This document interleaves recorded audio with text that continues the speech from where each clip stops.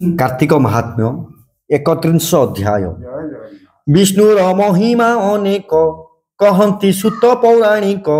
शुणी सकल मुनि गणे गोविंद आज्ञा परमाणे मिली सकल ब्रह्म ऋषि वरुण पुरे दूत पेशी ज्येष्ठ कन्या को अणाइले विवाह मंडपे उभा कले अनेक लोक मिलित ही कन्या को देखुछंती रही स्वभावे अलक्ष्मिता नाम रूपता विपरीत कर्म पृथु शरीर वृद्धा जन विशाल हृद कटी क्षीण पिंगल केश लंबा वर्ण कर्ण रकत नेत्र दीर्घ नान दीपखा चुली मध्य झिंका पराए दिश नासिका अति ओसार वेणी पाटी श्रवण परिजंते घोटी हरित वर्ण दंतपति दिश भयंकर मूर्ति जिह्वा खड्ग प्राय जारी ओष्ट उर्ण खर बाणी दीर्घ चरण क्षुद्र क्षुद्र कर अंगे से वस्त्र अलंकार किछि न दिशे ताकु शोभा बकीर प्राय होई उभा काकर प्राय वक्र दृष्टि श्रीमंत रूप देखी कष्टि ताहांकु देखी सर्वलोके आश्चर्य मणुछंती थोके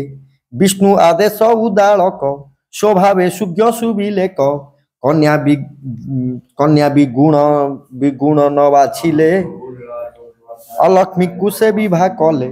विवाह बढ़ाई मुनि गण ब्रह्मा सहिते नारायण जे जहा पुरे कले विजे एथु अंतरे शुण दीजे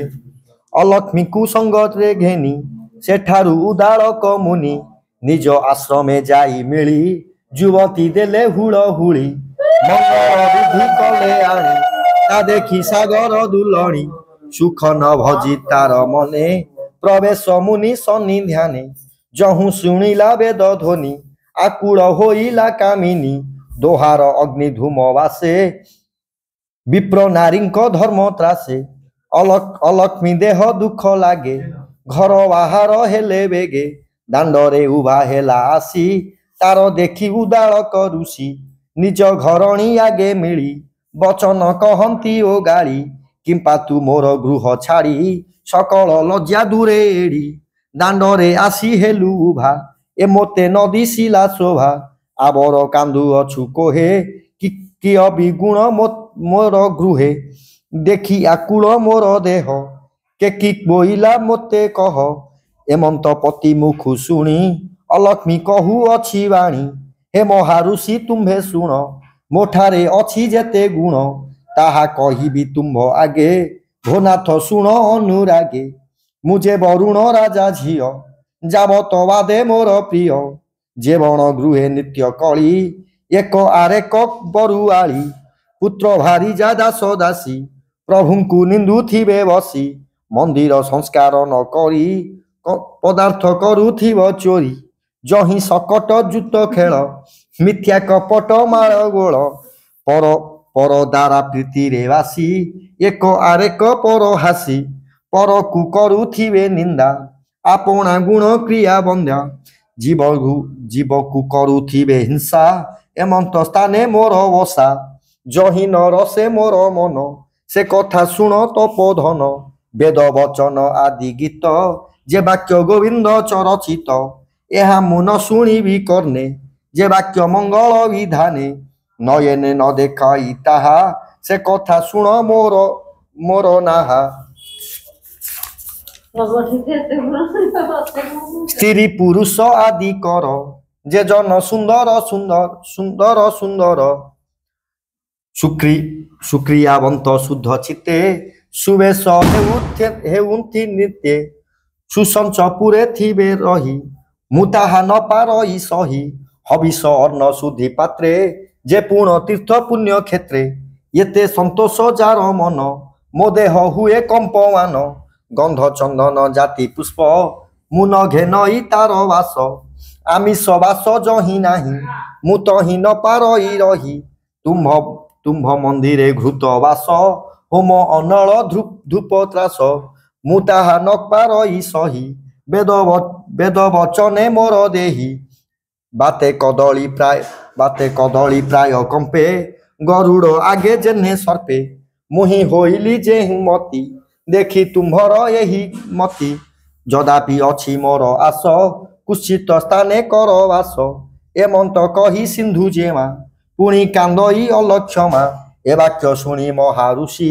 चिंता सागरे गले भासी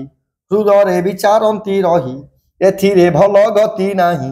जस आयुष सुत चित्त क्षण के करी पारे हत ए नारी थिव जार घरे तार प्रमाद काहीं दूरे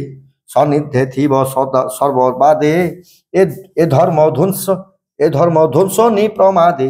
ए कूल कलंकिनी सल बेलहु उपेखिले भल